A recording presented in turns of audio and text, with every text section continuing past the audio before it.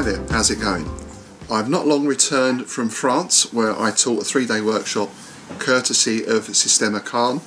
Big thanks to Jean-Baptiste and all his people out there. It was a really good group, I had a great time, and I'm looking forward to going back next year. Now, when I used to teach classes and certainly workshops, I used to make up a lesson plan. For 2 or 3 days that might be quite a long list, quite an involved thing, all the things I wanted to cover, the various drills and everything else. I don't really do that so much now. Of course it's nice to have a general theme for a workshop, and I usually say to whoever is organising the event, what theme do you want us to cover?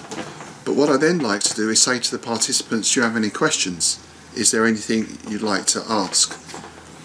I think asking questions is a very important part of the learning process, and it gets us away from this sometimes what can be a typical martial arts idea of all the students stand in lines and everyone's really quiet and you do what the teacher says and no one asks any questions. That was certainly to some extent a method that I grew up on, if you like, in my early martial arts days. In fact, once or twice I got into trouble for asking too many questions, but that's another story. For me now as an instructor though, I like it when people ask questions, because that gives me an indication of what the person needs to learn. Maybe there's something they don't quite understand or are not sure of. If they never talk about that, if they never ask, I don't know. I'm not a mind reader. I have some talents, but mind reading is not one of them. And importantly, as an instructor, I find it's very easy to become comfortable. I have a certain set of drills and movements and practices that I'm quite comfortable with, some less so. So of course, naturally, I'm going to gravitate towards the things I'm comfortable with, the things that I can do reasonably well. But this is not good for my students, because that might not be what they need to do. And it's not that good for me as well, because one of the things with Systema is we're always looking for that bit of discomfort, right? That's where we grow. So by having people ask questions, I can go in with a very fixed pattern of what we're going to do, and someone says, oh, when you do the breathing, and I suddenly have to branch off onto something else. But that's great. And what I find through doing that is a class or workshop can then take lots of different twists and turns, and you can end up exploring areas that you might not have originally thought of going into the session. And in fact, this whole area of asking questions is one reason I set up the YouTube membership channel, so people could have direct access, they can ask questions, and we can film the answers. Because of course the written word is fine, we can try and explain some things on YouTube or Facebook, but you know, as they say, a picture is worth 1,000 words, a moving picture must be worth 1,000,000, right? So people can directly ask a question and we can answer it on camera by showing a drill, by showing some exercises or similar stuff. Of course, if you want to find out how to access that information, just click the join button below and that will give you all the details of how to sign up for the member channel. So, as I said, over that 3-day workshop, I often open the floor up to questions, and got some good stuff coming through, so that allowed us to do some very interesting work, particularly on the internal side of things. But I think the question I probably got asked most of all was, what is your training routine? Can you tell us what your routine is? And this is a little bit of a difficult one to answer in a way, because I don't really have a training routine. I've never been a person who thinks today I've got to do 20 press-ups, 20 squats, 20 whatever. I've never really been into numbers for exercise and ticking boxes and that kind of thing. So what do I do? Well, in the words of my pal Ed Phillips, rather than think of doing training and exercise, I think about what I do as activity. Now, Systema changed quite a lot of my approach to solo training. Well, all kinds of training, but if we're talking about solo training, before in the Chinese martial arts, when I sort of went full-time teaching, I had the time to do this. I used to put in maybe 3 or 4 hours a day, and there was no shortage of stuff to do. Because in the particular Chinese style I was training in, there were a lot of forms. There were different hand forms or different ways to do the hand forms. There were 3 or 4 weapons forms. There was Qigong and breath work, and there was a lot of conditioning training as well of various types. Now some of that was quite good. The grip training was good, for example, but other things I did, like conditioning the shins by hitting them with stuff, you know, I did that quite intensively for a while. I'd sort of not advise that sort of training anymore, to be honest, because as I found out, it does catch up with you in later life. So be very careful in any solo training that you're not damaging the body in any way. And one of the interesting things I found in Systema was that the exercises and everything else are structured in such a way that I felt I didn't really need to do forms anymore. There's other ways of developing these attributes without having to go through these elongated routines that can take quite a long time to learn. And another interesting thing I found was, even in a room full of people in the Chinese martial art classes, certainly when I was first learning, probably 80% of the time was spent on solo training. So you have a group of people and everyone's going through the same movements, everyone's learning their form. You do a bit of sort of conditioning work or stance work, that kind of thing. Then the last section of the class you get together and you might be doing some sensitivity training or application work. So the mix of solo training to partner training in a class was about 80-20. Now I'd already started shifting that around in my own classes when I set up my own group, but of course then when I came into Systema it all changed again. And I would say in Systema, in a group class, it's reversed. We may do about 20% exercises and 80% partner work, maybe even higher than that. The reason for this is it's good to do your solo exercises in a group for a couple of reasons. One, it encourages you to do them and to push yourself a little bit more, because there's a bit of peer pressure. No one wants to be the first person to stop doing the press-ups, for example. Also, it gives the instructor a chance to see that you're doing the exercises correctly. It also gives the instructor a chance to do the exercises themselves as well. And it means we can start looking at working in some different variations. People come up with different ideas for the exercises and everything else. So that creative element is very important in Systema as well. Then of course there's that human gym aspect of Systema where we can do exercises with another person. So you can go back to back and do squats, for example. Loads of other things as well. So in a class we will do some exercises, but then the majority of our time, whether that's on developing an attribute, developing a skill, doing some sparring work, etc, etc, we'll be working with one or more people, because that's the way we get feedback. So getting back to the solo work, as I say, I don't really have routines, so what do I do? Well, there's a couple of bits of equipment that I think are vital for solo training. For me, it's the stick and the sledgehammer. Those are the two things I use most of all.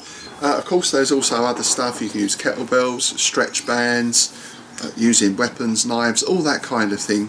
But I'd say those two are the staple of my solo training.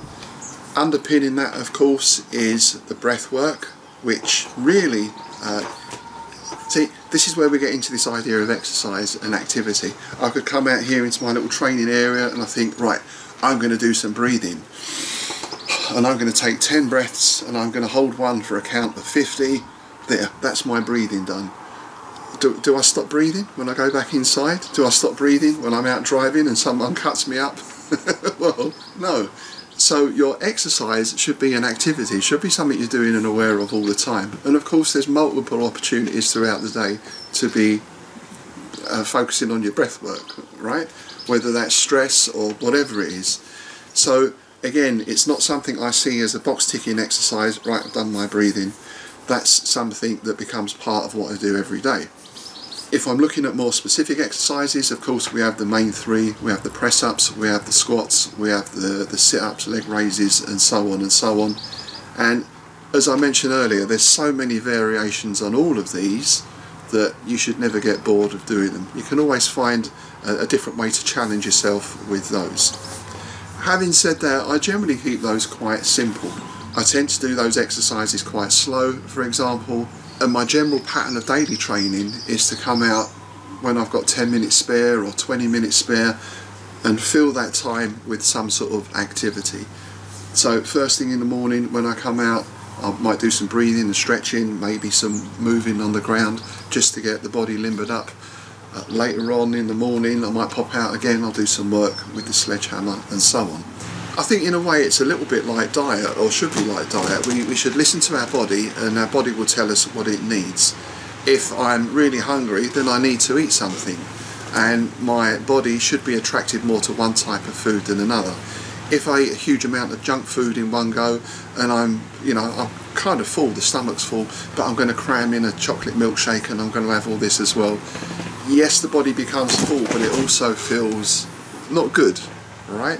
Whereas if I eat something sensible and balanced, that gives the body the energy and the nutrients that it needs.